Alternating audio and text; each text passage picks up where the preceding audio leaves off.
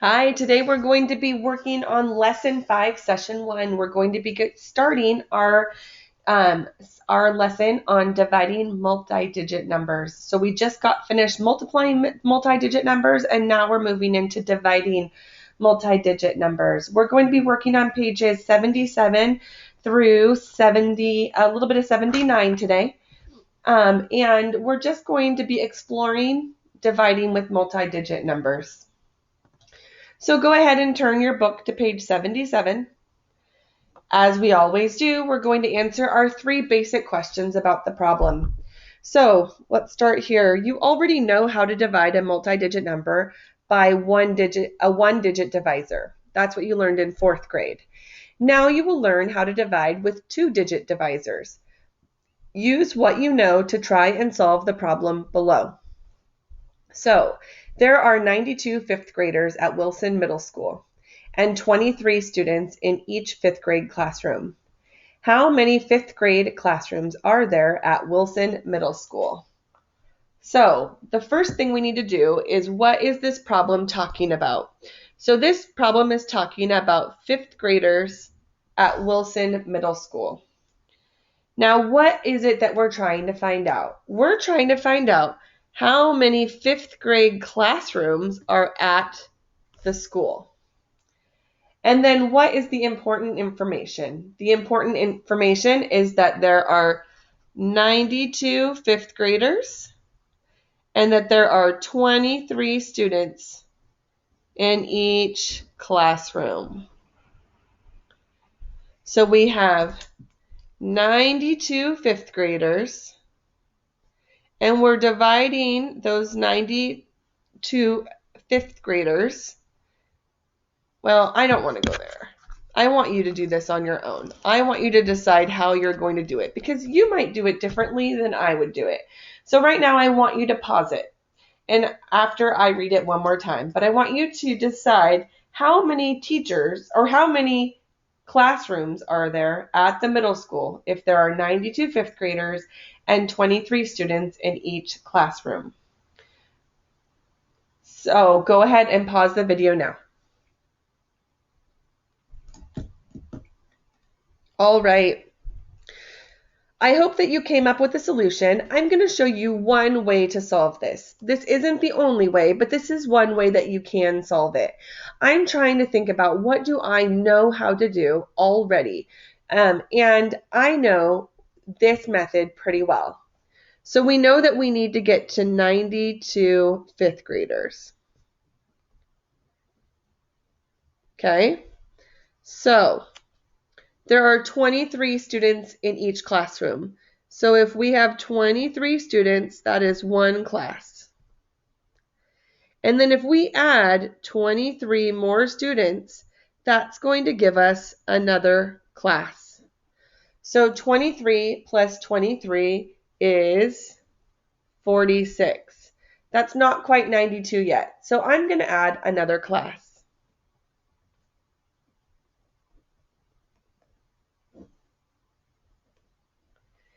And we still aren't up to 92 yet. So I can add another 23 students, because we know there are 23 students in each class, and that is one more class. 9 plus 3 is 12, carry the 1. 6 plus 2 is 8, plus 1 is 9. And look at that, 92 students. So how many classes are there at fifth grade classrooms are there at Wilson Middle School? 1, 2, 3, 4. 4 classes. Now, I'm sure that you might have solved that differently, but for me, I felt like doing repeated addition was the way to go. Some of you might have been able to use the guess and check method, and maybe you recognized, okay, well, 23 is close to 25, and 92 is close to 100. And I know that 25 goes into 100 4 times. So let's see what 23 times 4 is. 4 times 3 is 12. 4 times 2 is 8, plus 1 is 9. So you might have been able to use your estimation skills to then make this multiplication sentence. Either way, these are just a couple of ways that you could find out how many classes there were. Go ahead and turn to page 78. So now, looking back, what is 92 divided by 23? It is 4. And then right now, I want you to explain how you got your answer. So right here, you're going to pause it and you're going to tell me what method you used to solve the problem on page 77. So go ahead and pause the video and write what method you used. All right, we're back. Now we're going to look ahead and get an idea of a little bit of what we're going to be learning about as we go through over the next several days. Multiplication and division are called inverse operations because they undo each other. I kind of like to think of them as being opposite because they do the opposite thing. Multiplication tends to make the numbers larger, and division tends to make the group, or the multiplication makes the groups larger and division makes the groups smaller. So, for example, the related multiplication and division equations, 5 times 7 equal 35, and 35 divided by 5 equals 7, show you that if you multiply a number by 5 and then divide the result by 5, you will end up with the same number you started with. So we started with 5, multiplied it by 7, and got 35. Then we took 35 and divided it by 5 and got back to 7. Think about the related equations of 264 divided by 12 and 12 times something equals 264. You can use the related multiplication equation to help you divide. Start by listing products of the divisor 12 and the multiples of 10.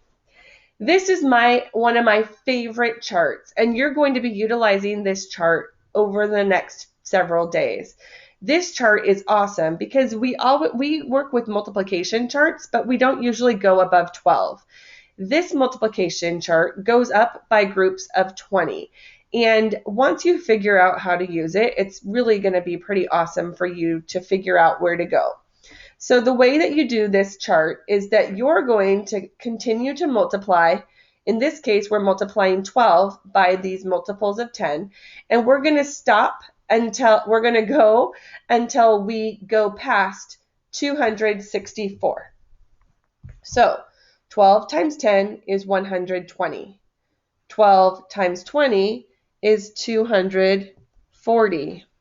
12 times 30 is 360. Now, if we were in person, my whole class would be yelling at me, "Stop!" The reason is 360 is too high. We've gone past our product here of 264. So we're going to stop. We don't need to go any further because we know that the answer could not possibly be any higher than 30. So now, which row of the table above is related to the dividend in 264 divided by 12? How could you use the table above to estimate the quotient of 264 divided by 12? So, if you look here, if it were me, I would say, well, 264 is between 240 and 360. It lands somewhere in this middle area here. So that tells me that I know, so I can say that 264 is between 240 and 360. I know that my quotient will be somewhere between 20 and 30.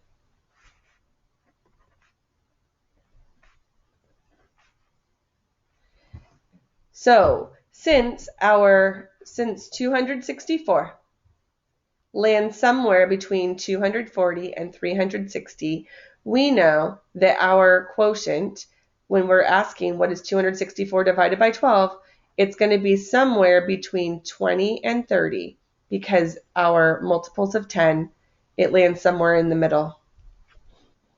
Now, when we have this multiples of 10 chart, we're going to use that multiples of 10 chart to help us to fill out our area model.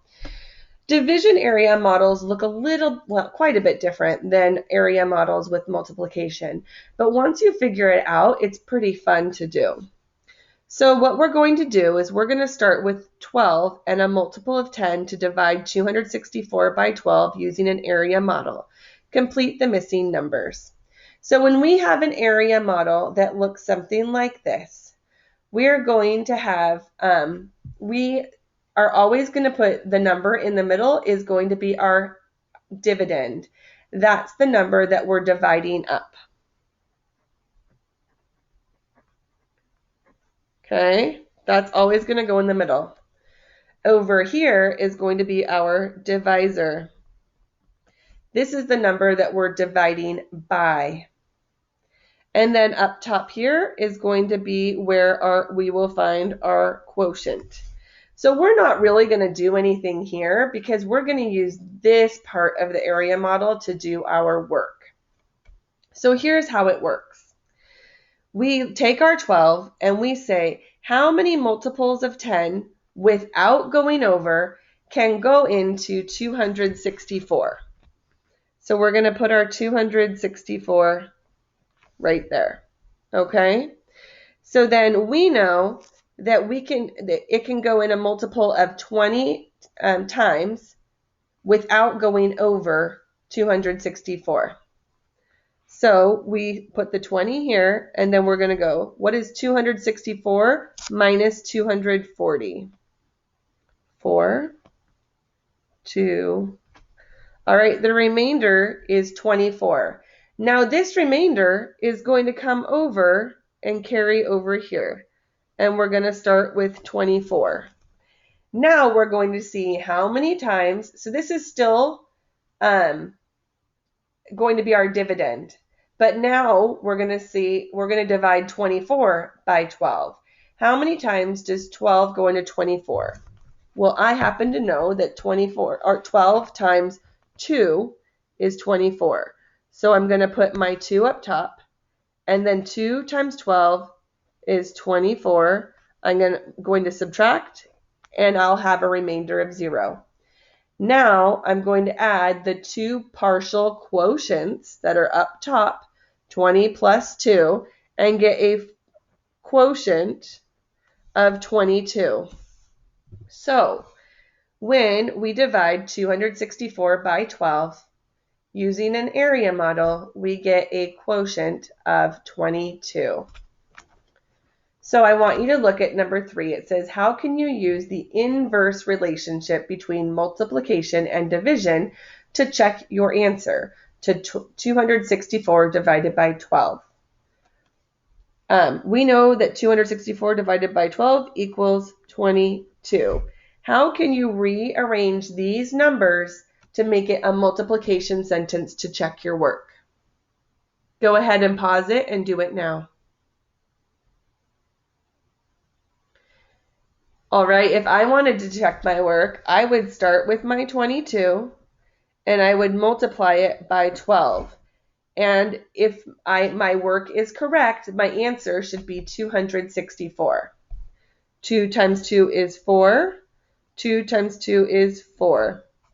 Don't forget that 0 placeholder.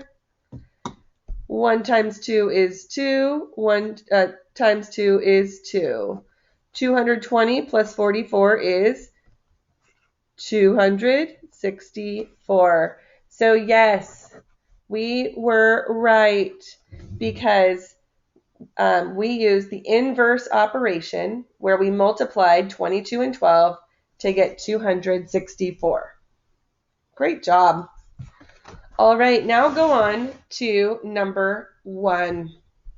We've got some vocabulary that we're going to deal with today. So the word dividend means the number that is divided by another number. So if we had a number like 56 and we divided it by 7, it would equal 8. So this 56 is the number that we are dividing up. The divisor is the number we are dividing by. So if this is our dividend, that's the number we're dividing up. Our divisor is the number we're dividing by. So 200 divided by 10. So that is our divisor.